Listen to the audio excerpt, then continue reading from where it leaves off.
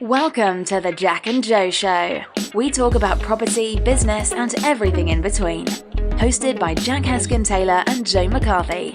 Sharing the stories of entrepreneurs, property investors, and our journey to health, wealth, and happiness. Welcome to another episode of the Jack and Joe Show.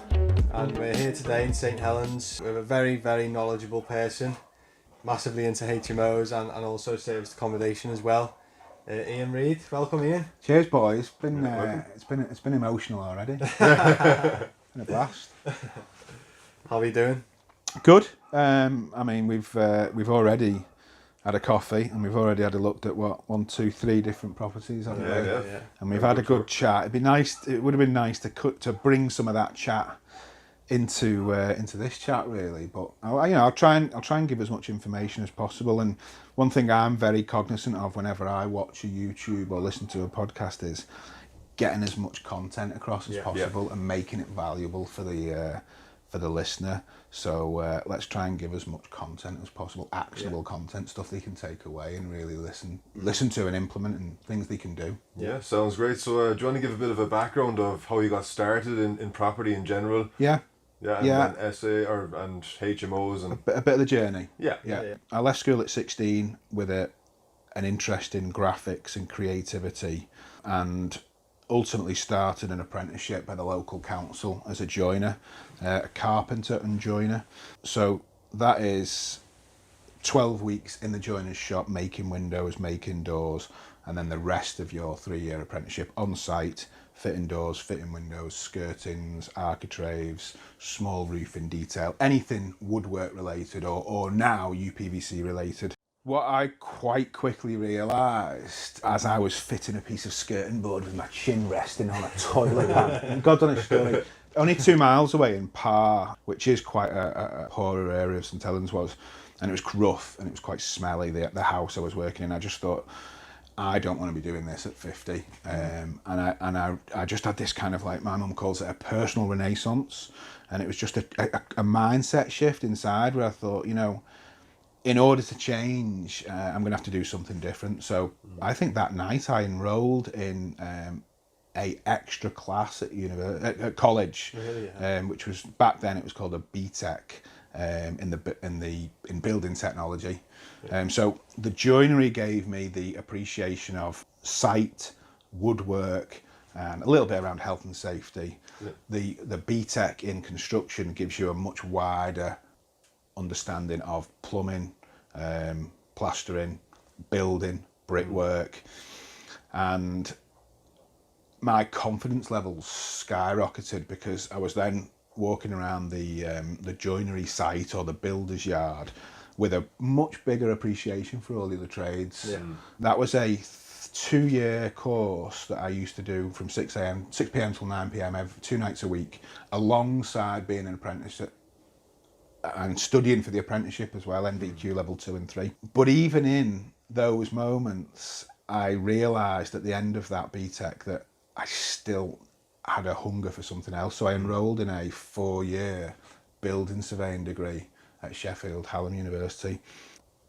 And that really skyrocketed my understanding, because then the appreciation goes from trade activity to the wider professional angle. So you understand what the engineer does, what the architect does, what the surveyor does, what the quantity surveyor does, what civil engineering is, what building surveying is. You just get this huge picture of the entire industry then. What planning is, landlord and tenant law.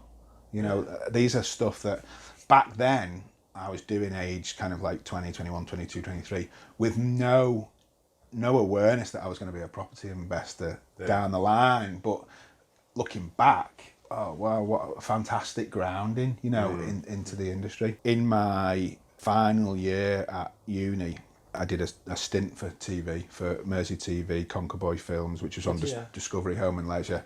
That's a fantastic little road we could go down. But just to kind of stay on track, I got to a stage in that degree in construction and surveying where I was at like a crossroads of I could go into IT, or I could go and get a job in the property industry. And back then IT was booming and I chased the money, which was, I don't know, this there's two ways of looking at that. But for 10 years, I took a career in IT where I did sales, project management, program management, training. I was in the financial services industry, and I did a whole load of international travel. And that job gave me enough of a income and enough of a salary, and allowed me to build the credit file, which really led me to investing. And I was about 3 years into that, and I realised I wasn't gonna. My expectations of salary progression in the corporate world just weren't gonna come to fruition. Okay. Salaries didn't go up like I wanted it, and that's when I got the property bug around about 2003, 2004. I went to a Tony Robbins event, and it just fueled me to think, right, I need to do something. And I spent the first 18 months on the sidelines, going to the property exhibitions, reading the books. Podcasts weren't around, YouTubes weren't around. It was CD-ROMs. So how old were you then? Paper copies. 2003, born in 75, so 22, 23. Okay. Probably not dissimilar to your age. Yeah, I'm 25. 25. Yeah, I knew you were a bit older. And in hindsight now, God, I'm so glad I did it at that age. And getting to know my business partners now, Jack and Jim, who are 24, 25, huge respect for them at this age for having the awareness now. Because property is a long game, and if you make the decisions now to get involved, it'll pay off when you're 45, 50, 55. I was tinkering around the sidelines every morning, getting up at 4 a.m. and 5 a.m. and I was on Rightmove. Rightmove was around, believe it or not, back then. It was very early age, very early days. And I remember somewhere around 18 months into kicking around the sidelines, just literally going viewing a property, picking up the phone and just making an offer, even though I knew it wasn't below market value. It wasn't necessarily in the best area, it wasn't the best property, but I just had to take some action. I just had to take an action. Put your foot in the door. I had to, and it wasn't the best purchase. I've still got it now, and there's a fantastic story about, it's now a 4-bed mini-mo. I didn't even know what an HMO was back then. But that place basically got turned into a cannabis farm without me knowing. Yeah. The way my process, the way it went for me was single let, HMO. Because I'd realised after like 3 single lets that there's just no money in single lets. And the HMO we invested 30k's worth of like proper cash, liquid cash, into kitting it out and fitting it out. Took us about 6 months back then. I predominantly did all the work myself whilst working. I had this concept at the time of trying to build up the assets in stealth mode, and I'd encourage anyone, if you are in a job at the minute, don't leave your job. Do it in stealth mode. Do it before work. Do it after work. Do it at the weekend. That's one strategy. It's not for everyone, but there was a disabled plumber that I know who'd had a stroke, and I took him along and I sat him in the room and he taught me how to do the copper pipes to the boiler, and I just kind of did everything bootstrapped. That was the Prescott Road property, which is now a licensed 5-bed, freshly painted, all fire doored HMO. But back then, it just wasn't that onerous. You could get it, and as quick as you can get, fill in the rooms.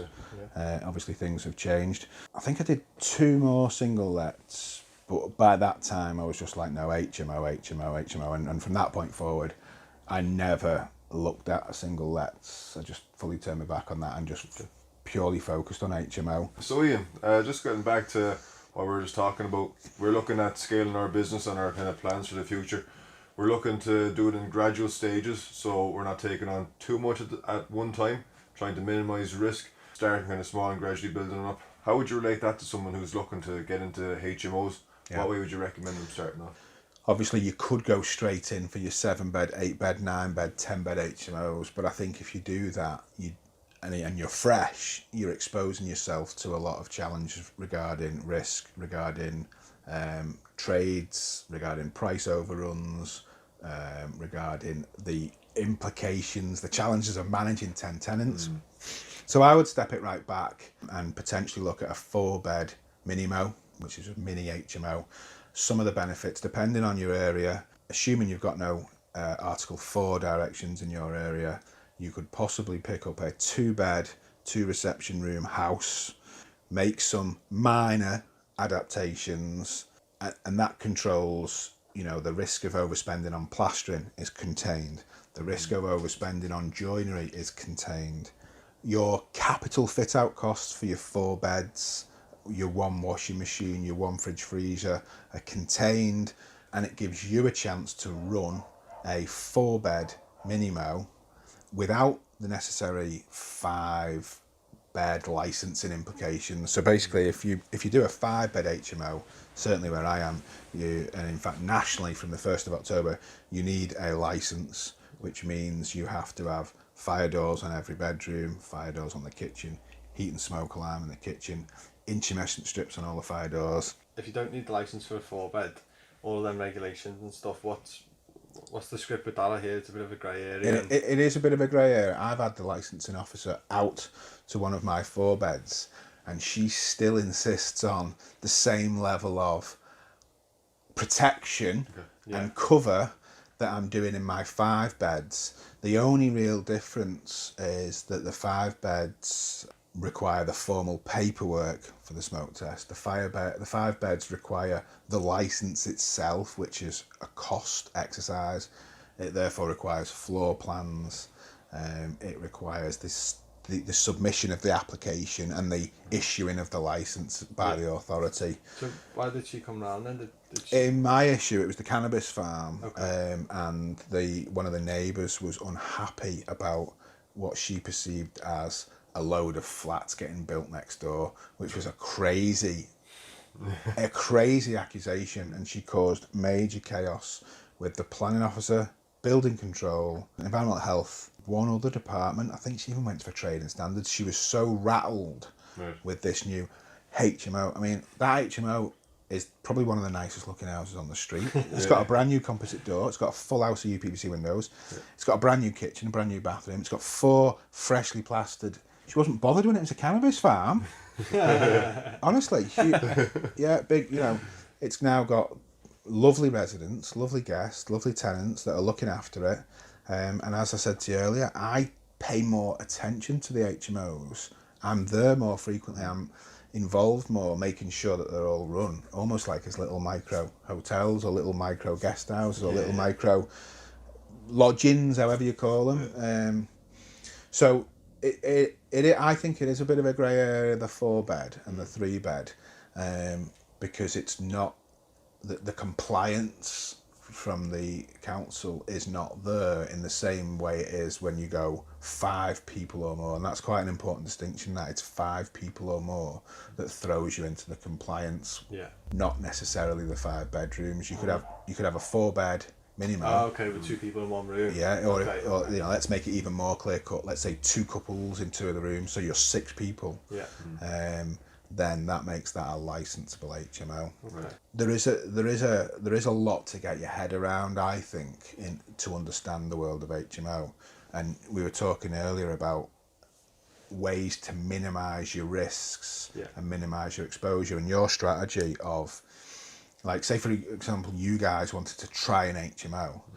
A great way would be to partner with someone who'd done them, and a great way for you would be to keep it small and sweet and succinct in the first step, and just go for a 2-bed, 2 up, 2 down, ideally with some amenity space like this conservatory, because that just makes it more of a attractive asset for any of your potential guests, doesn't it?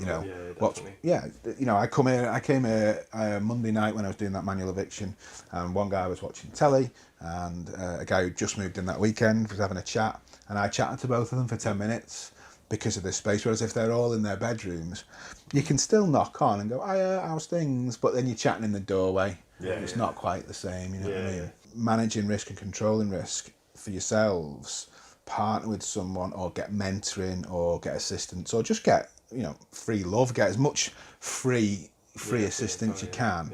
Do the 4-bed, because then you'll just when your electricians are coming round, because like even on my 4-bed, I've gone for hardwired integrated smoke alarms in all of the bedrooms. I have. You could argue it's a little bit of a grey area. Different people have different interpretations of it. Our council interpret the legislation. It's not, although it's a national standard, our council have a different interpretation on the standard in some areas. I think EPCs are a bit of a grey area. You read many websites that say if you operate an HMO, you don't need an EPC. Yeah, you'll read that, and yet my officer is saying I disagree with that, and I'd like you to have them, and she's allowing me a little bit of a grace period. So it's basically the discretion of the officer that you get you to some extent. That's how I've seen it play out in my area. You know, Okay. I haven't necessarily seen hard and fast rules about every single element. There are, you know, at 41 at the moment, we've produced a spec. And we've presented that to the council and said, this is the spec we're building it to, and they're very happy.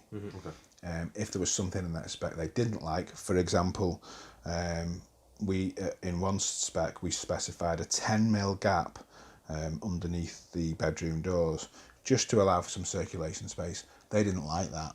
They want a tighter gap all the way around because they don't want smoke infiltration coming through. Fine. So they are reading these specs and they are giving you advice. Do you know, I was quite, I'm not adversarial, but I felt it was quite adversarial when all of this compliance come in. And one of my tips to you guys would be, if you're going to go and do a 4-bed mini-mo in Liverpool, and make sure you've got the funds there from your JV partner or your investor, and invite the council in to say, here's our spec, here's our floor plans, come and walk round. This is what we're intending to do. Have you got any comments? Now, I think in Liverpool they're a bit, they see that as a chargeable activity, and I'm not sure they will come out for nothing to do it.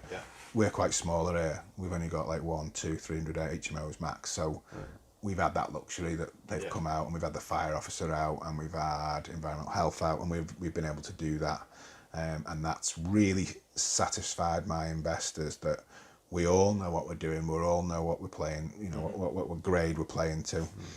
Say for someone who's just starting out and doing a 4-bed mini-mo, and obviously they want to keep their refurb costs down, but at the same time they still want to meet as much safety regulations as possible. What are the main things? Minimums? So for like fire doors, wired-in fire alarm, what else? Well, if I was doing it, I would try and get them funds in place so that all of the bedroom doors have the fire door, all of the bedroom doors have the intermittent strip, it had the overhead door closer, I would go for the integrated, interlinked, hardwired smoke alarms in the bedrooms, communal areas and kitchen. It is a big investment. How much would you say, just generally? I would probably allow anywhere between 800 and 1,000 for your smoke alarms. I personally allow around 350 per door and frame in labour. It's not, it's not cheap.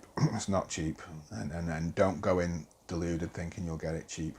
If you're going to have that investment for 20 years, you want those doors operating almost engineered, like, you know, you want precision gaps, precision locking. So it's worth actually spending that money, because you won't have to redo the work in a few years' time. And you'll get less call outs from the tenants. And when the HMO officer comes round, she'll check one door, and if she sees how great it is, you know, she might be less harsh on checking every single one to the 9th degree, because she understands that you understand the importance of the great fit. And in terms of, say, council tax now as well, and a HMO compared to single let, now I know different jurisdictions they operate differently.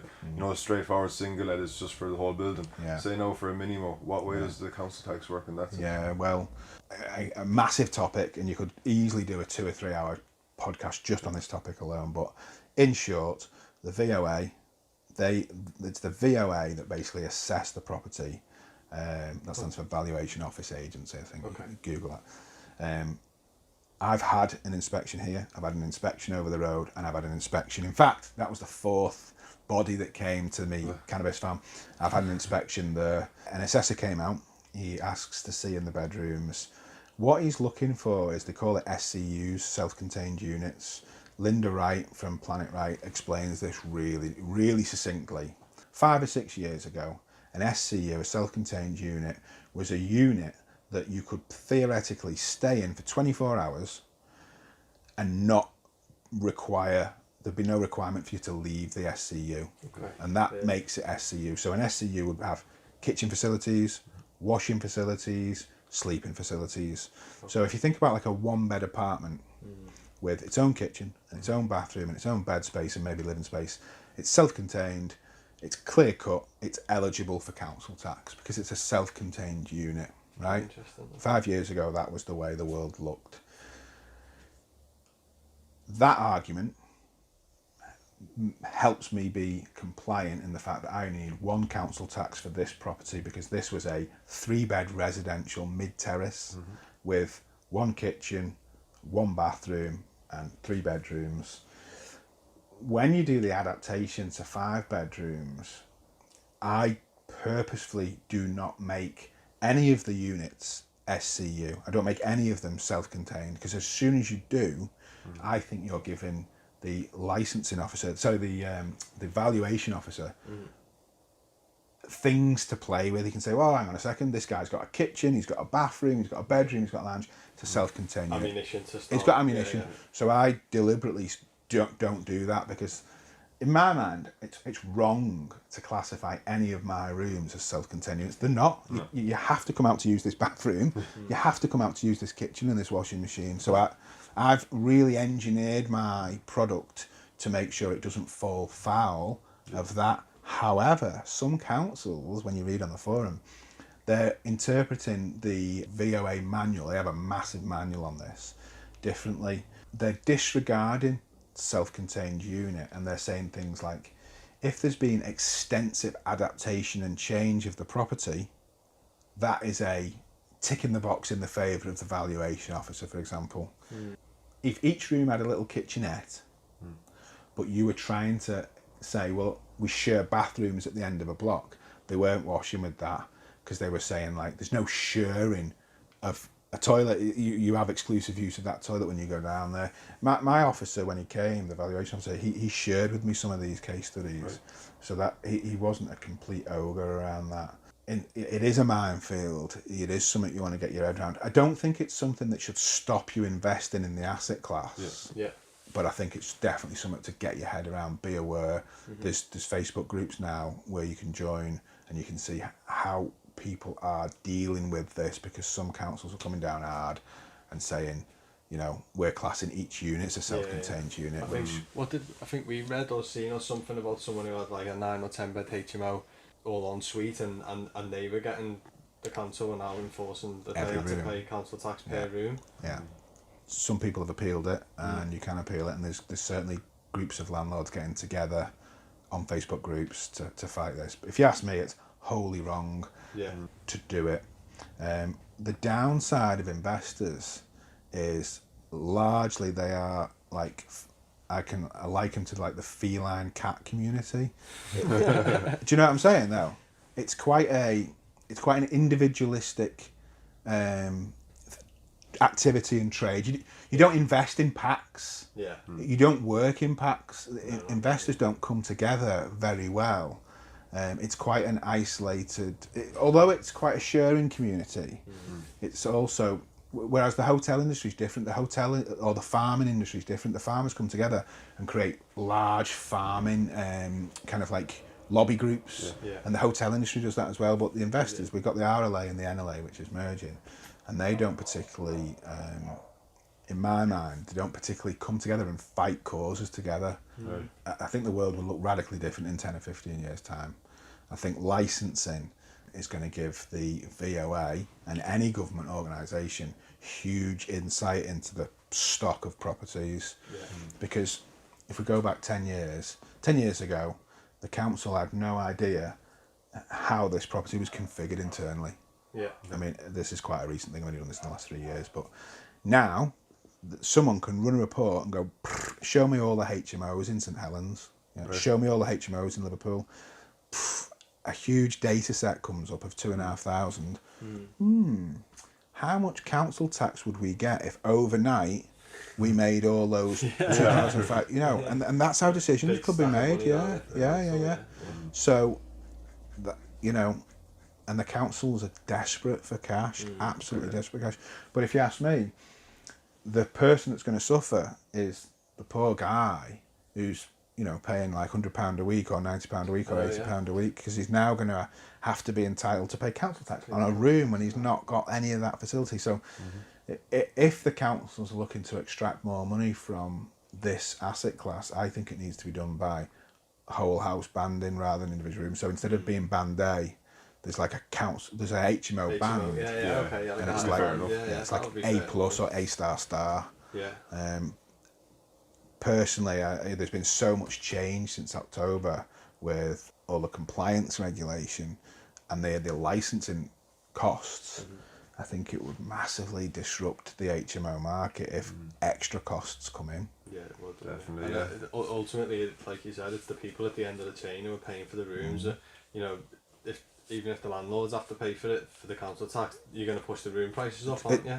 It's just going to happen, and the council will say things like, "That can't happen. You shouldn't do that," and you know, this cost can't be passed on. But the reality is, for new investors coming in, when they're costing out the costs, that's going to go in as a cost, isn't it? You know, so. Factor.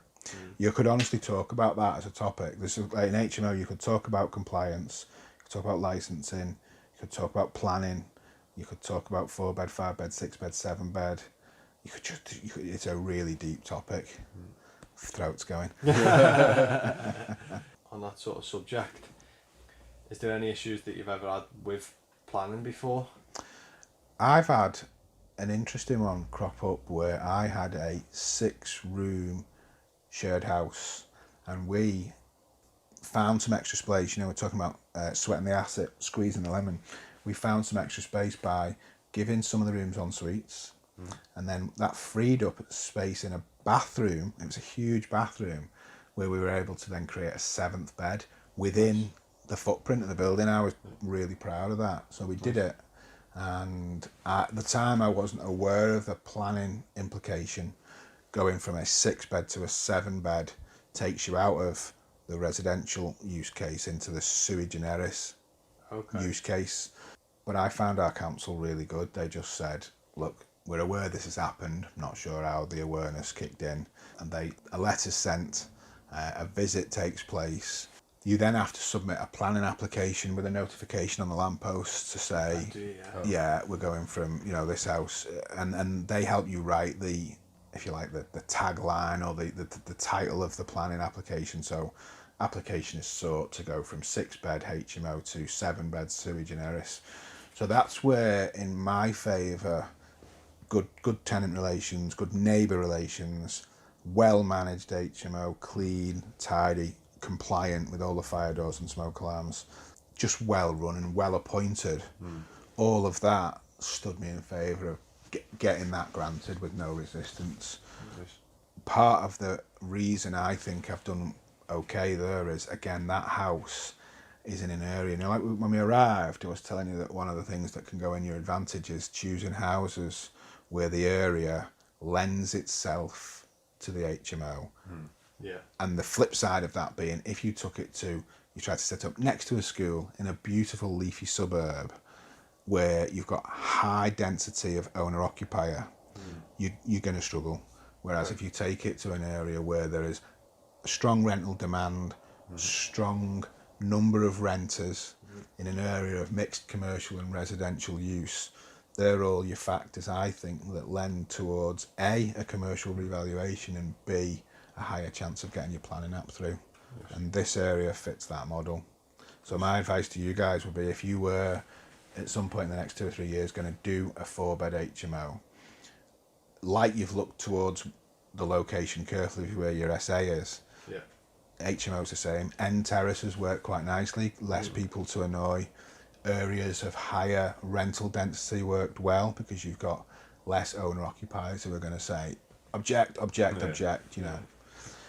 Those owner-occupiers that object, I can see it from both sides. You know, there's a lot of people that say, I wouldn't want an HMO next to me. But at the end of the day, well run, well managed, carefully selected tenants that integrate well in the house, that are all working, they're all factors that minimise your risk. And if you look at what you're doing in your SA business, on balance, a lot of SA operators are avoiding the one night stays because certainly the one night Friday night stays can attract the party. Yeah. They're looking for the contractor bookings midweek. They're looking for 2 days minimum. So it's the way you're controlling which guests apply to stay in USA, you can control that on an HMO, similarly on an HMO. And I think, God, you don't want crazy parties in your place because it's just a huge headache for you, and it costs you money and it pisses your neighbours off. And it's the same in HMO. So we just touch on that then, like, so say if a new potential tenant came to you, how would you kind of, I suppose, vet them or screen them? Yeah. That's a really good one. Kaz asked me that last night because we were trying to think about how we can add value. And we touched earlier on in the coffee shop around stereotypes and patterns of behaviour. And without stereotyping too much, we do stereotype, don't we? We do. We do. I think if you were looking for a girl on a night out, you will have certain stereotypes in your mind of the girl you want to be with and the girl you don't want to be with. Yeah. And I think it's the same in HMO. The way I do it is first of all, I look at the nature of their inquiry on spare room or via text or via WhatsApp or via Facebook. How have they come across in that very first instance? So I'll try and do it really black and white to give you extreme examples. All right, mate. Spliff in the photo, looking for a place. Me and my missus just got kicked out. So that's a really extreme example, but it happens. Yeah. Because there is a certain sector of society that think that is the way you do it. Flip side, 55-year-old gent describes himself as a gentleman, working locally at XYZ, local employer, been there 20 years, just splitting up from a relationship with my partner. Right, okay. Winning hands down. So that's the initial communication. The phone call. All right, la, what, blah, blah, blah, blah. And you get it, as opposed to someone who can coherently put together a phone call. Yeah. They might be a bit vulnerable, but they can put together a phone call. Okay, so there's the second stage. Third stage, the meet. Can they turn up on time? Can they find the property themselves? Yeah. Because if they can't get to the property and find the property and shake hands with you at the doorstep, and then when you're showing them round, you just get a feel for, like, is this the kind of guy or girl that I can work with? Yeah. You still get it wrong. You still get it wrong all day long, but is this someone that I could do business with? Is this someone that if there was a problem, I can resolve? That's very much my style, and I even the same style with my investors. I'm all about, can I meet them? Can I shake hands with them? Do they seem like, if there's an issue, they're normal and human? Like plastering overruns by 3 days, or plasterer wasn't aware that was in the thing and it's going to be another 150 quid. Are we all human and normal, and we can kind of say, and we can deal with it that way? Yeah. That's the way I like to do it. I don't think there's a huge need for massive lengthy contracts, but it's a judgment call, isn't it? And if there's any alarm bells on that site visit, that's when you can potentially put some hurdles in the way of the application to see just how serious they are. So if you've got any doubts, you can say, well, can I see some screenshots of your bank account? Or references. Can I see some references? If he's not comfortable giving you screenshots, or if all of a sudden his phone's broke, and then there you are, in sense. And it's the same in serviced accommodation, isn't it? In the fact that, I know James is really good at our end on making sure the terms and conditions are signed, and again, asking them what you're coming up for, because we had 7 people coming up one night for 2 nights stay. We want to know the age group of that group, the average age. We want to know, are they coming here for work? The last thing we want is someone coming for 2 nights of partying. Yeah. And it's the same in HMO. You've got to try and kind of weed out potential problems. What else am I looking for? It's this is a tragedy, and it is ageist, but I often use as a benchmark and a filter, am I prepared to stand by my words and stand on stage and say it? And I would say you've got to be careful with the younger people, and it is the very ageist thing to say, but I've had more problems with the 18 to 25 demographic than I have with the 55 plus demographic. Yeah, okay, yes. And I'd defend that. And what do you think on that one? Let me ask you. Honestly, Seems like fairly kind of a Yeah, it's on a point. fair comment. Like, Fair comment, yeah. Yeah, No, but fair comment, it's yeah. good to ask because you could imagine if you were asked that on BBC News, is it okay to say that? Is it politically correct to say that? But at the end of the day, these are patterns that have emerged over 15 years of experience.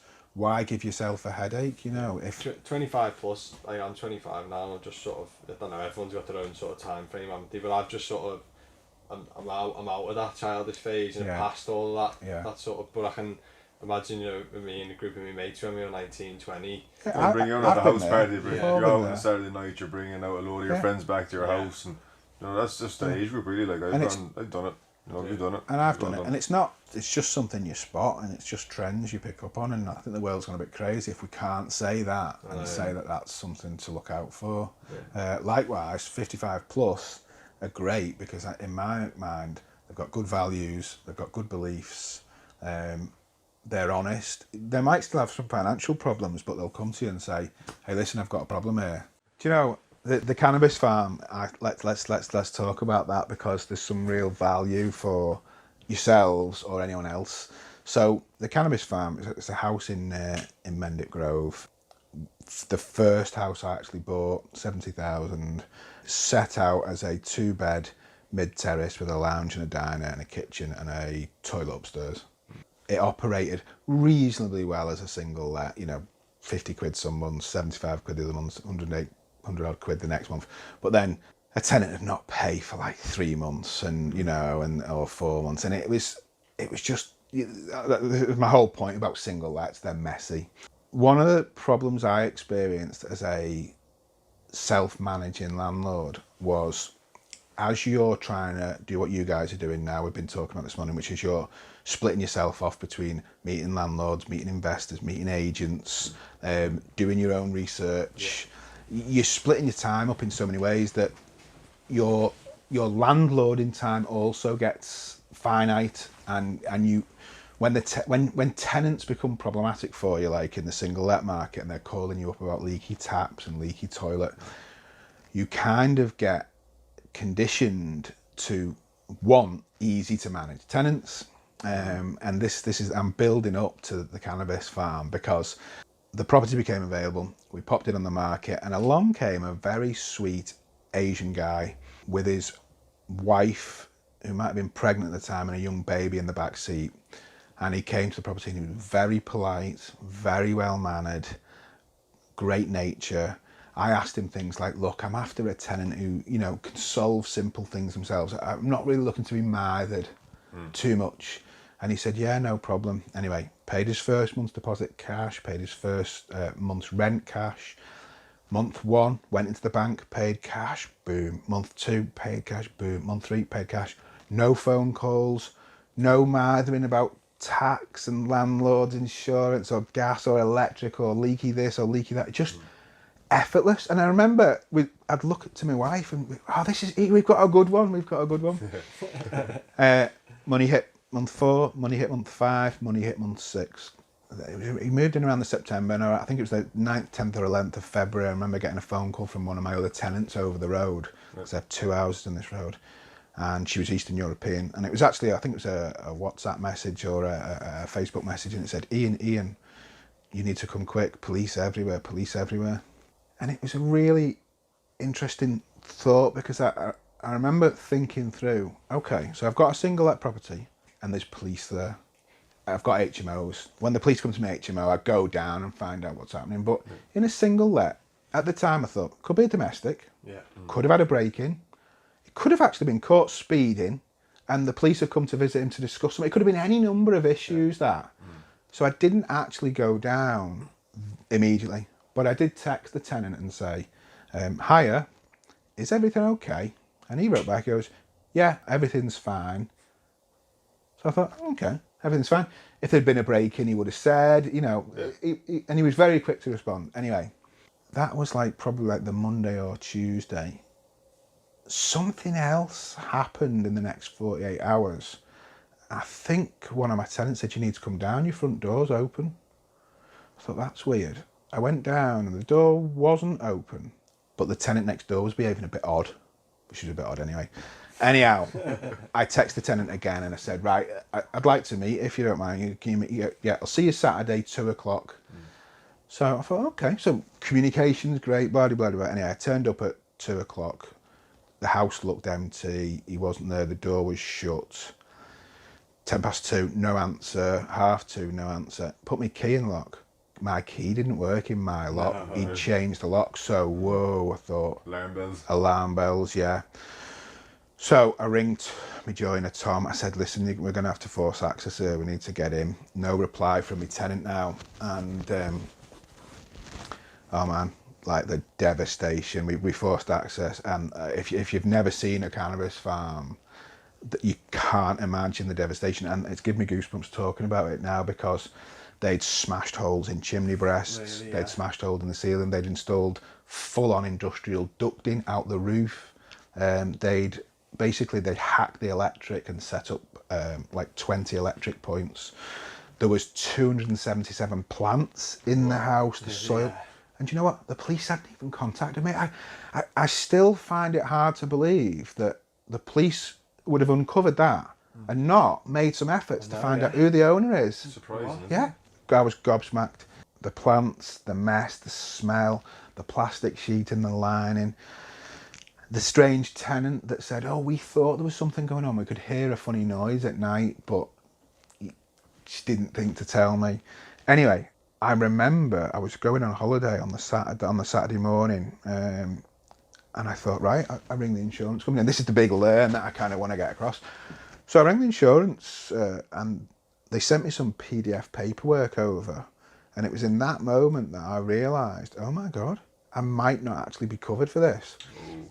I've been paying insurance since the moment I went, and I'm really big on making sure I'm not underinsured and it's all done above board and done right. No shortcuts, no nothing. Very early on, the broker advised me, he said, you need to be very careful that you meet all these criteria.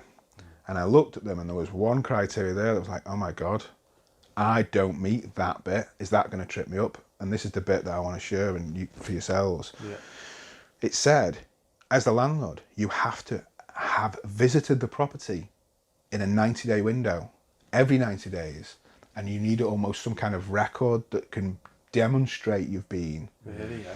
And what they're trying to get away from, and what they're trying to avoid is they're trying to avoid absentee landlords that just pick a property up, throw it out there, don't give a shit who's in it, how they're operating in it. Now, I felt really aggrieved because I think you can tell from looking at all my stuff, I'm fully hands-on. It's my job. It's been my job for 10 years. Yeah. I'm in and out of my properties daily. Look, we're in one of our properties now. Yeah. It just so happens, and I've gone through the chronology with you, because he was a great tenant, because he wasn't, you're with me? Can you see how I've fallen into that trap of, and that cost me in excess of 18 grand because the damage. Really, yeah. And then I had to take a decision. Do I spend like 12 grand putting it back to a single let? Yeah. Or shall I just bite the bullet and spend 18? It wasn't much extra and do a 4-bed mini-mo. That was my first mini-mo. Okay. And actually, it's been a smart move because it now obviously produces more money than a single let. I was fed up when it was a single let. I wasn't making any money. So so that was the catalyst, to get you into the whole HMO side of things? No, because I was into HMO, but that just got me thinking now. Since then, I've done 3 beds, 4 beds. I mean, I've got 5, 6 and 7s, but I'm not afraid of doing 4-bed mini-mos all day long. I'm not afraid. It lets really well. It's consistently full. It's very low maintenance because 4 people, there's a huge difference between a 3 and 4 person HMO and a 6 and 7. 6 and 7 creates more rubbish. 6 and 7 creates higher load on the property from a maintenance and a kind of like aesthetic point of view. Them 3 and 4 beds, they're normally 1 bathroom, or do you try and squeeze 2? Or well, what do you do? With that 4 bed, we just modernised the bathroom, took the bath out. See, the other thing to say as well is when it's an HMO, I don't mind spending money on an HMO because you're getting that return back. Yeah. When it's a single let, you quite often operate it from quite a stingy, miserly mindset. Yeah. So in that issue, we used it as an opportunity to upgrade the bathroom, upgrade all the bedrooms, add additional bedrooms, put extra sound quality in, put a brand new boiler in, skim it. Yeah. I mean, the whole. I mean, it needed all of that it needed a lot of that because of the damage. Yeah. But that, I'm really proud of that property now. It was my first one that we bought for 70. It's now a 4-bed mini-mo.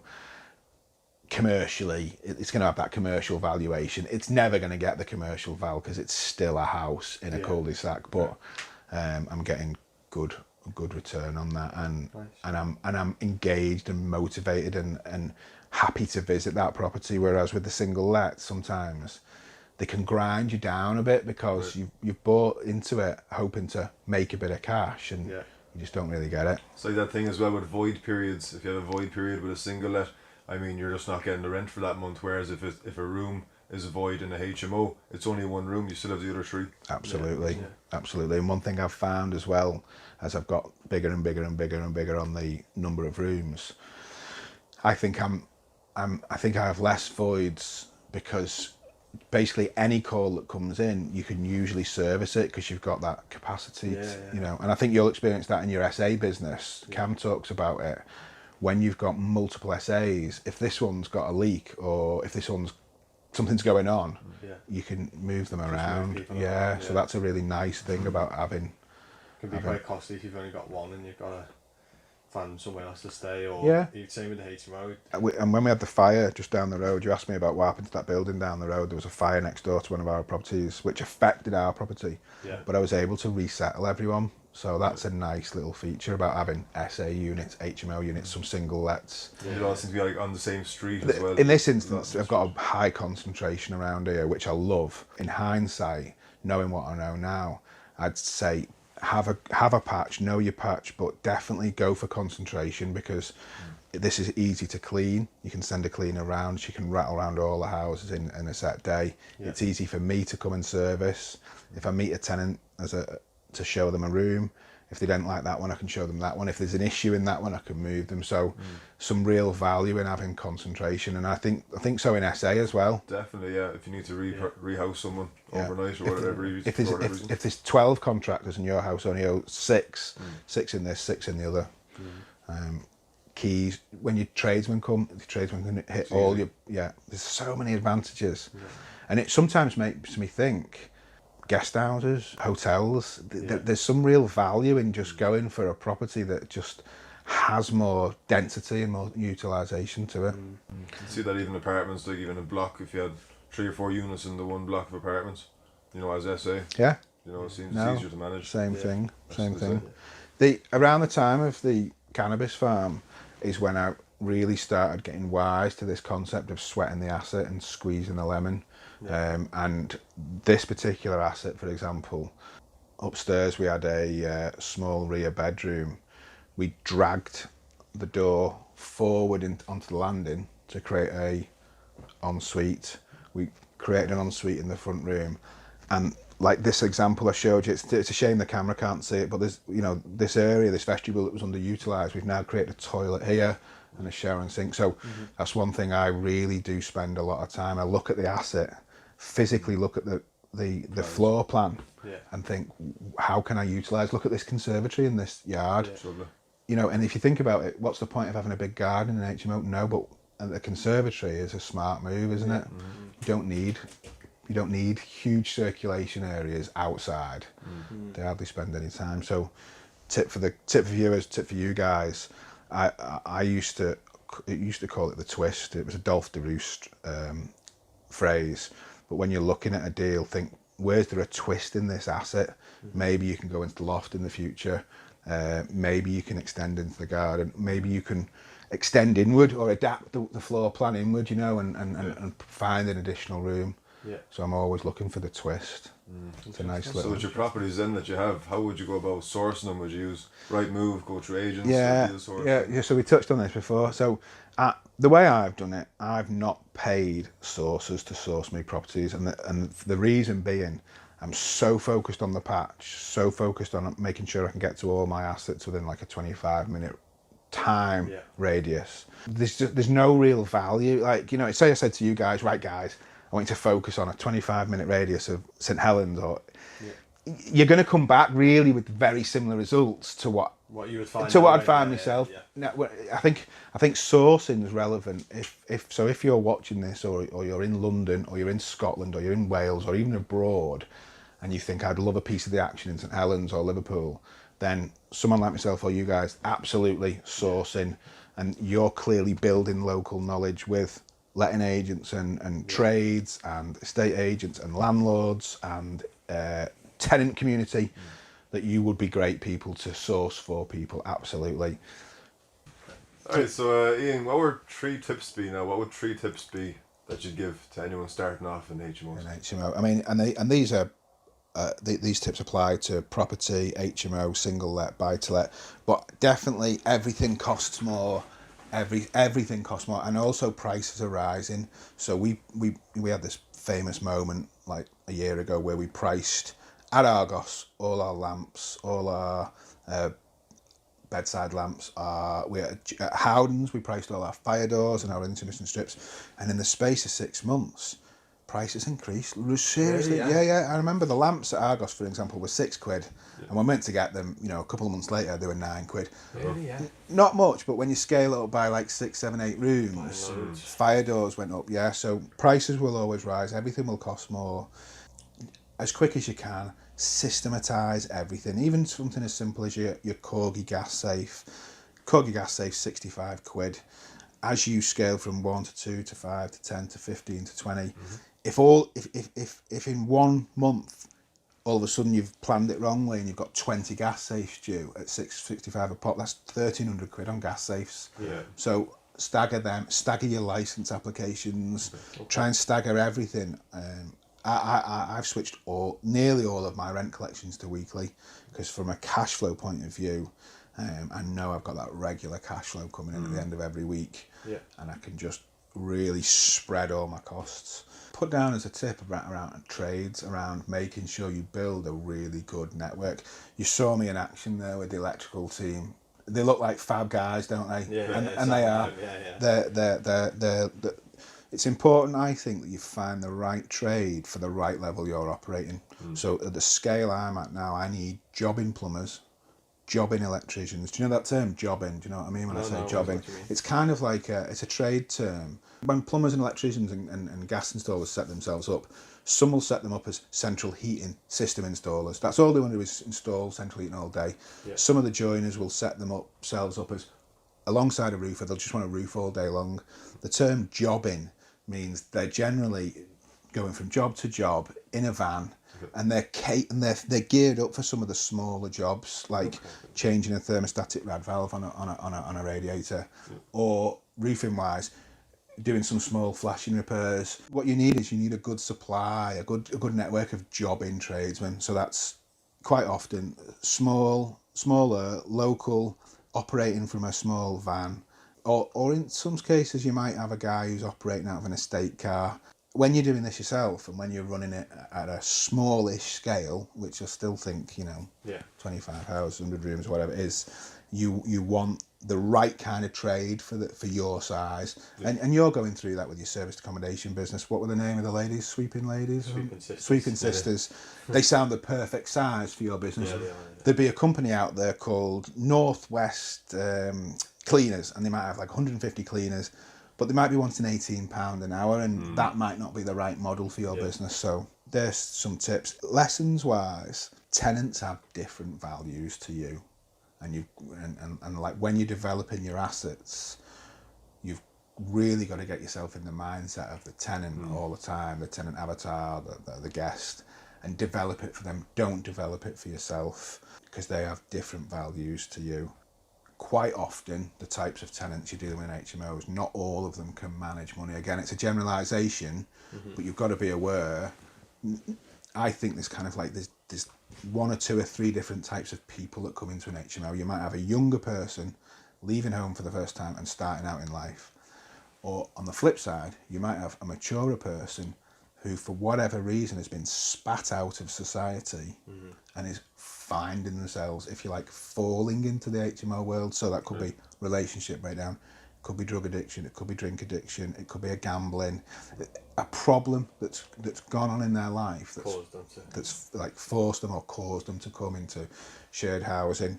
So be aware of that. I've put the example, they might not be able to manage money, they might be managing an addiction or something, and it's not to say you can't work with them as a tenant, but you just got to be aware of that. Yeah. The mindsets are different.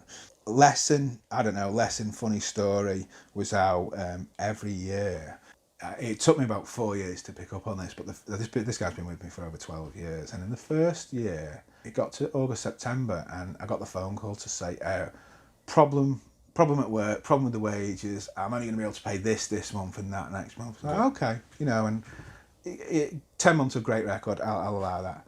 Happened the year after. And by the 4th year, we realised that every year he was coming back with a fresh tan.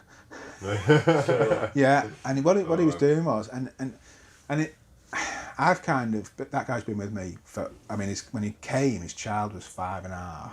His child's now 20, so he's been with me. He's been with me a long time. And it's just to say that, I think this game's about ebbing and flowing with the landlords. It's about with the tenants. It's about giving and taking with the tenants. And I think that flexibility, as long as it's by mutual agreement, now we kind of laugh and joke and go, oh, wonder when so and so's holiday is going to be. You know what I mean? So I'd just say being flexible and I told you about the way I kind of managed the. It wasn't an eviction; it was the moving on process, but. Yeah. I think it's a very hands-on business if you do it right, and it's about, if you want to succeed in it, it's about being there and being on site and being connected to your people and knowing not just the names but knowing the faces and knowing the backgrounds. And I think if you approach it with that view in mind, it's not easy work, it is hard work. I think you'll do okay. Yeah, perfect. Sounds like a good place to wrap up that, doesn't it? Yeah, 100%, yeah. No. Thanks very much, it's been great. Yeah, it's been good. It's been good. That I wish you really, really well on your journey. I think from what I've seen about the way you've kicked off your SA journey, I think if you do foray into small HMO, I think you'll do well. Wish you the best of success, boys. Thanks very much. Thanks for listening and for watching. Yeah, 100%. And we'll see you next time. See ya. Bye. We talk about property, business, and everything in between. Hosted by Jack Heskin-Taylor and Joe McCarthy. Sharing the stories of entrepreneurs, property investors, and our journey to health, wealth, and happiness.